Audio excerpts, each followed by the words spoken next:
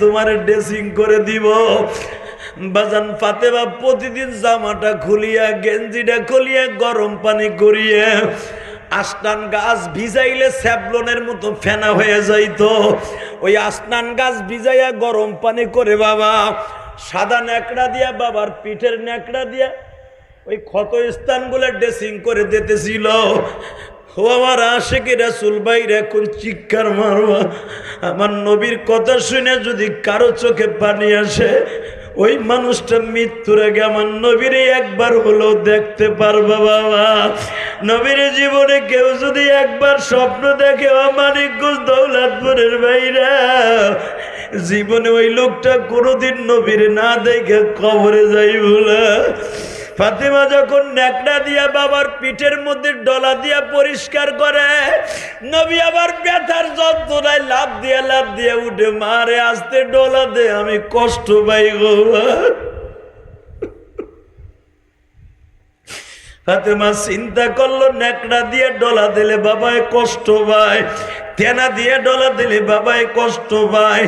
আমি আর তেনা ইউজ করব না, আমি কি দিয়ে বাবার পিঠের ময়লা পরিষ্কার করব? বাজান এখন একটা চিৎকার মারবা। ফাতেমা তার নিজের জিব্বাটা বের করে দিয়ে বাবার ক্ষত স্থানে জিব্বাটা লাগাই দেয়। জিব্বা দিয়া সেটে সেটে যখন বাবার গর্তের ময়লাগুলা পরিষ্কার করে, নবীর ময়লার ভিতর থেকেও তো মেশকাম্বারের ঘেরান আসে বাবা। আমার নবীর পায়খানা প্রস্রাবের ভিতর থেকে কোনোদিন দুর্গন্ধ আসে নাই। নবীর পায়খানা প্রস্রাব থেকে মেশকাম্বারের ঘেরান আসতো। ও আমার মানিকগঞ্জের যুবক ভাইরা শিখিয়া লও ফাতেমার খেদমত। আমার মা ও চাঁদপুরের ওই নাস্তিক মহিলারে বলবো, বাবার দাড়ি ধরে জাকি মারলি এই হাদিস কানা পর। ফাতেমা যখন জিব্বা দিয়া বাবার পিঠ পরিষ্কার করিয়ে দেয় ক্ষত স্থানগুলা, নবী আমার লাভ দিয়া বলে, ফাতেমা তুই কি জিব্বা লাগাই দিস আমার ক্ষত স্থানে, তোর কি ঘৃণা লাগে না গো মা? ফাতেমা বলে, বাবা গো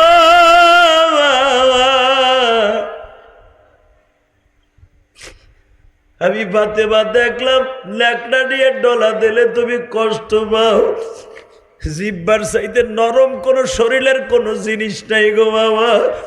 আমি জিব্বাটা নরম করিয়ে তোমার ক্ষত স্থানগুলো পরিষ্কার করে দিচ্ছি।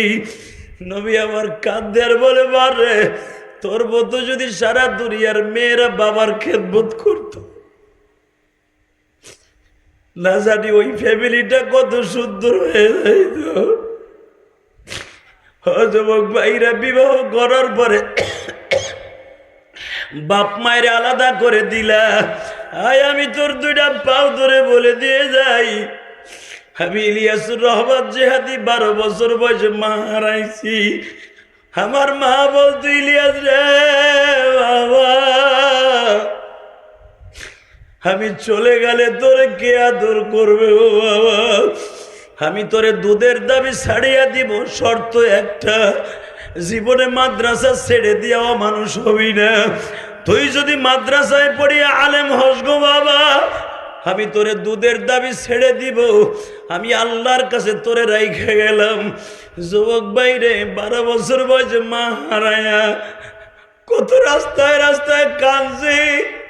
মাদ্রাসায় বারান্দায় যখন দাঁড়াইতাম আসরের নামাজের পরে অথবা ফজরের নামাজের পরে, নাস্তার টাইমে দেখতাম কত মা টিফিন কারির বাটির মধ্যে গোশত আর পিঠা বানাইয়া হুজুর তার সন্তানরে খাওয়াই দিয়ে যাইতো। আমি মাদ্রাসার বারান্দায় দাঁড়ায় দাঁড়ায় কাঁদতাম আর ভাবতাম, আমার মা যদি বাঁচিয়ে থাকতো, আমার মাও তো আমি ইলিয়াসরে খাওয়াই দিত।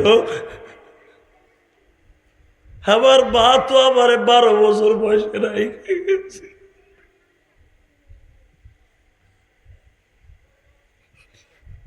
এই দুনিয়ায় যার মা নাই, ওর মতো কপাল পোড়ার কেউ নাই বাবা।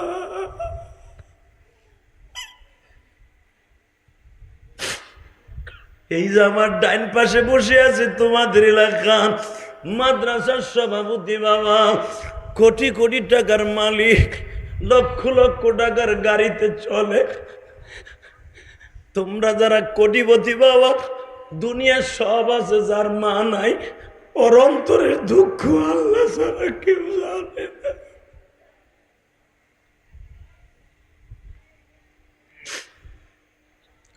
এই যে আমার ডাইনে বামে আমার আলেম ভাইরা বসে বসে কান্দে, এই যে দেখো তোমাকে মুফতি সাহেব কান্দে, কেন কান্দে জানো?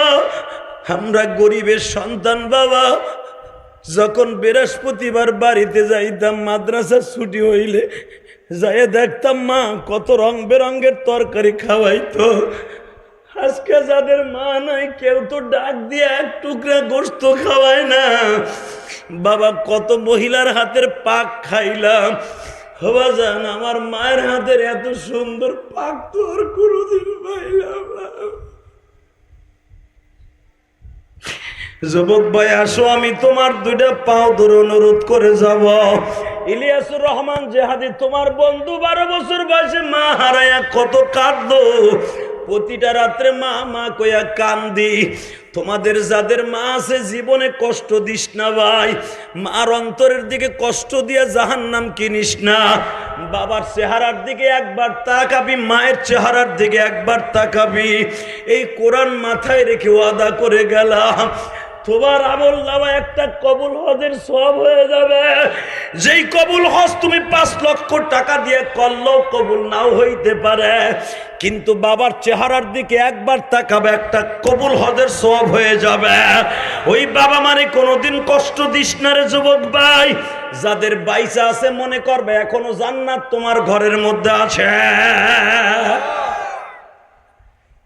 তাহলে মা বাবারে ভালোবাসার দরকার আছে না নাই? যারা বলো আছে না নাই? যারা মায়ের জন্য কাঁদছেন, যাদের মা নাই, তোমাদের মাদ্রাসার সভাপতি বয়ে বয়ে কান্দে।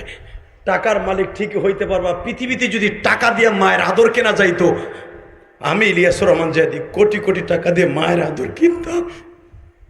কারণ আমার সাথে দুঃখী আর এই মাহফিলে কে আছে যে 12 বছর বয়সে মা হারাইয়া পথে পথে কাঁদছি। তাহলে ওয়াদা দাও যুবক ভাই, জীবনে কোনোদিন মা বাবার কষ্ট দিব না, ইনশাল্লাহ বলেন।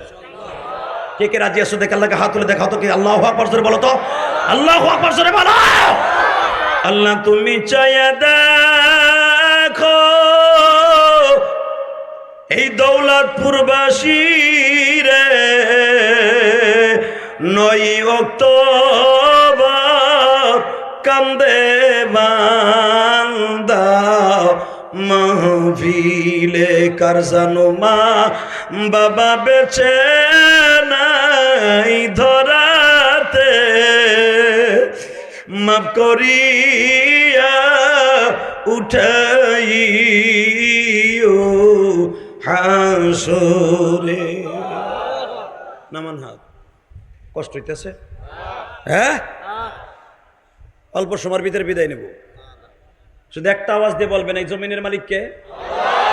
আল্লাহ আছে না নাই? আছে। বিশ্বাস হয়? হয়। দুনিয়ায় সিটারি বাটপারি যাই কিছু করেন, ওই মালিকের কাছে ধরা খাবেন কি খাবেন না? আল্লাহু আকবার জোরে বলেন তো দেখি। ইউসুফ আলাইহিস সালাম কয়টা মন্ত্রণালয়ের দায়িত্ব? 3টা। জোরে কোন? 3টা। 1 নাম্বার, 2 নাম্বার, 3 নাম্বার মনে থাকবে? ওই যে যায় কেটা 3 জোরে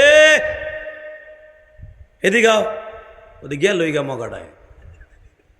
আমি আর রাজি করব না, ও গেল কে? তো পিছনেতে যেটা উঠবে ওরা টাইনে ধরবেন। রেডি? মন্ত্রণালয় কয়টা? তো নবীরা রাজনীতি করছে কি করে নাই? আমার নবী বাচ্চা ছিলেন কি ছিলেন না? মনে রাখবা, খালি মসজিদের মেম্বারে রাজনীতি করলে তোমার গুরাকের মিতে কামড়ায় না। আমার মুখ বন্ধ করে রাখবা, মরার আগে তোমার গাল ডিজিটাল বানাই দেবে আল্লাহ। মরার আগে দেখেন না যারা মসজিদের সভাপতি সেক্রেটারি হাজার রাজনীতি করবেন পল্টনে, যে আমার মসজিদে না, মরার আগে দেখবেন হাসপাতালে বা এমন থাকে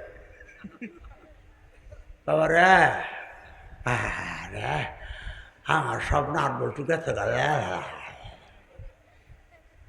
মসজিদের ইমামরে গালি দিবা, মরার আগে ডিজিটাল হয়ে মরবা। কথা কর না কেন? কষ্ট হইতেছে? আপনারা ভালো মানুষ, আপনাকে গাল ডিজিটাল হইব না, কালেমা পড়তে পড়তে মরতে পারবেন ইনশাল্লাহ। বলতে পারেন না? আমার জিঞ্জিরা, আমার বাড়ি তো জিঞ্জিরা, এখন কেরানীগঞ্জ মডেল থানা জিঞ্জিরা। জিনজিরা দেন না, আবে হালা দেন না, কথার স্টাইল কি আবে হালা মরছি নস, আমাকে মসজিদ, আমার বাপ দাদার মসজিদ, বাবা তোর বাপ দাদা দিয়ে গেছে চান্দু চান্দু, তুই কি দিছ কতক্ষণ না কেন? এখানে কেডা কথা কয়? আল্লাহ হেফাজত করেন, দুর্ঘটনা আমিন। দেখতে গান ইমাম সাহেবের চাকরি খেয়ে গেছে, কি এর চাকরি করছে? ঘুষ দিয়ে পোলারে চাকরি দিয়েছে। তো ইমাম সাহেব বলছে ঘুষ দিয়ে চাকরি দিয়ে যদি কোনো ছেলের চাকরি দিয়ে চাকরি হয় সারা জীবন হারাম খাবে। তো সভাপতির পোলা তো চাকরি দেল 2.5 লাখ টাকা ঘুষ দিয়ে চাকরি খাইছে, চাকরি নিছে, নেওয়ার পরে এখন ঘুষের কথা কি লে কইল, হাজার ঘুষ ছাড়া চাকরি হয়? ঘুষের টাকার বাজার খান, আমার ঘরের দাওয়াত খান বছরে একবার, আপনি নট আসর রক্তের থেকে যেন আপনাকে ইমামতি না দেখি। মসজিদে কয়ে গেছে আপনি যদি চাকরি করতে চান ওরা ধাক্কা ইমামতি করতে দিবেন না, আপনি ইমামতি করবেন আসরের থেকে, ওর চাকরি নট। ক্ষমতার দাপটে বলে গেছে, শিল্পপতি মানুষ বলে দিয়ে বাসায় গেছে। আসরের নামাজটা মসজিদ পড়াইছে ঠিকই, মাগরিবের নামাজের উজু করার লাগে সভাপতি দেখতে আসবে যে হুজুর ইমামতি করে কিনা, যেন কি জিদের জিদ, ও দেখতে আইব যে আমি না করে এলাম আসর রক্তে, ও আবার মাগরিবের ইমামতি করে কিনা। এর লেগে নামাজ তো পড়তে হয় না মসজিদে, আইতে বেদের ইমাম পড়ায় কিনে দেয়ার লেগে।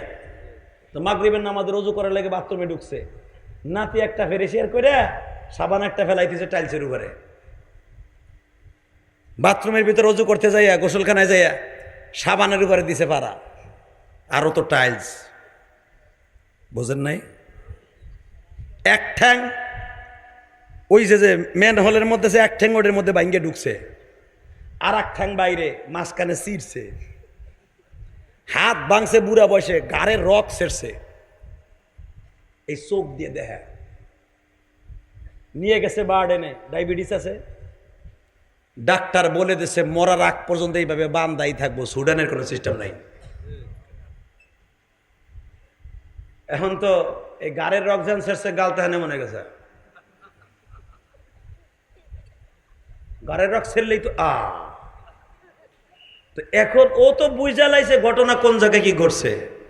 আসরের নামাজটা পড়ছে ইমাম সাহেব, পড়াইতে যায় নাই, ওই যে সভাপতি না করে গেছে, রোমের মধ্যে পয়রা 2 ফোঁটা পানি দিয়া ওই আদালতে বইয়া কি জানি কইছে ইমাম সাহেব, আল্লাহ আমার রেজেকে হাত দিছে, তুমি তার রেজেকটা ভালো রাখো, খালি এ কইছে না কি কইছে রেজেক কাইরে নিও, আল্লাহ কয় তো টেনশন নাই, মালিক তো আমি, ওমা মিন দাব্বাতিন ফিল আরদি ইল্লা আলাল্লাহি রিজকুহা, রেজেকের মালিক তো আমি, রেজেকের মালিক তো তোর ব্যবসা না, তোর বাড়ি ভাড়া না, রেজেকের মালিক কে কে কে? ওর রেজেক, তোর রেজেক বন্ধ করবে, ওরটাই বন্ধ করে দেবো, ও খাইব পাইপ দিয়া, গাল দিয়ার না। এখন তো ভাই শীত পটেক দিয়ে পড়ে রয়েছে, হাত পা বান্ধা টানা দিয়া 5 কেজি পাথর দিয়ে দিয়ে বাইন্দে থুয়ে দিছে। এখন ও তো বুঝছে যে ঘটনা কোন জায়গায় ঘটছে, বোঝে নাই? কি বলেন, বুঝে নাই? এখন তার বলারে কয় বাবা এই ব্যবসা ডাইতে কইস, আবার কোন জায়গায় কি হয়েছে আমি বুঝে লাইছি, আমার তো আর ভাল লাগে না। ইমাম যাইয়া সূরা ইয়াসিন করে ফু দেয়, সূরা ইয়াসিন কে কোরআন শরীফ যদি 32 বার পড়ে ফু দেয়, 5 জাহর হয়ে গেছে। কথা বলেন না কেন? এই জন্য মনে রাখবেন, আল্লাহ ওয়ালাদেরকে ইমামদেরকে কোনোদিন কষ্ট দিবেন না, মাদ্রাসার মোতামরে কষ্ট দিবেন না, জারি দিয়ে কথা কইবেন না, তাহলে আল্লাহ জারি দিয়ে ছুটাই দেব। বাজান রে, ইউসুফ আলাইহিস সালাতু ওয়াস সালাম 3টা মন্ত্রণালয়ের দায়িত্ব নিয়েও ও বাবা নিজের হাতে রিলিফের মাল বিক্রি করে, বন্টন করে, যখন শেয়ার বরিয়া বরিয়া দামা বরিয়া, দামা চিনেননি কি বলে আপনার দেশে? হ্যাঁ, ওই যে আগে ধামা ছিল, ধামা পইকা ভরিয়া ভরিয়া গুনিয়া গুনিয়া 5 পইকা 2 পইকা ধান সবার বস্তায় গম দেয়। তখন তার ধান ছিল না, গম ছিল, পায়রা ছিল, ও বাজান জব ছিল, জাইতুনের তেল ছিল, সরিষার তেল ছিল, ও বাবা মসুরি ছিল, খেসারি ছিল, মাইপা মাইপা বস্তা ভরে ভরে দিচ্ছে, লাইন দিয়া মানুষ নিচ্ছে। ইন্দিমিন টাইমে দেখে 12 থেকে 13 বছরে একটা পোলা বস্তাটারে বাইন্দা, সে বস্তা পাতে না, সে বস্তাটা বাইন্দা আস্তে করে ইউসুফ নবীর সামনে দাঁড়াই রয়েছে। আসলে আপনাকে কষ্ট হয়ে গেছে, আর কষ্ট দিব না, আহেন মুনাজাত করে আল্লাহুম্মা রব্বানা যালামনা আনফুসানা ওয়া ইল্লাম তাগফির না, তে আওয়াজ রেডি। যে বন্টন করতেছে সেও নবী, তার বাপেও নবী, তার দাদাও নবী, তার বাপেও নবী, তার চাচাও নবী। আল্লাহু আকবার জোরে বলতে পারেন না? ইউসুফ আলাইহিস সালামের বাপ ইয়াকুব আলাইহিস সালাম নবী, ইয়াকুব আলাইহিস সালামের বাপ